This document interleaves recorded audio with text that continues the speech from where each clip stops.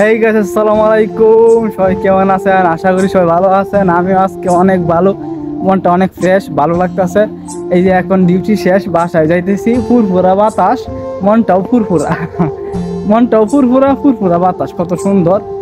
এখন মাগরিব টাইম, এখন সবাই চলে গেছে মাগরিবের নামাজ পড়তো। এই যে মসজিদ মসজিদ আছে, অনেক মসজিদ আছে, তো অনেক সুন্দর, ভালো লাগতেছে। এই প্রবাসে একটু মনটা ভালো লাগলেই সবকিছু ভালো লাগে, বুঝছেন? এই প্রবাসে তো এইটাই।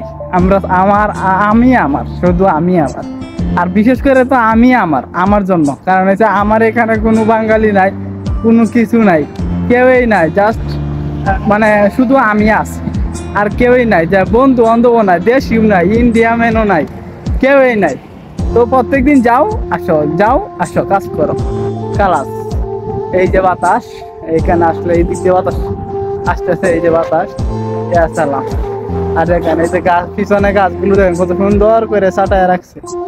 আজকে মনটা ফুরফুরা, বাতাসটাও ফুরফুরা, মাশাআল্লাহ, জাযাকাল্লাহ খায়ের।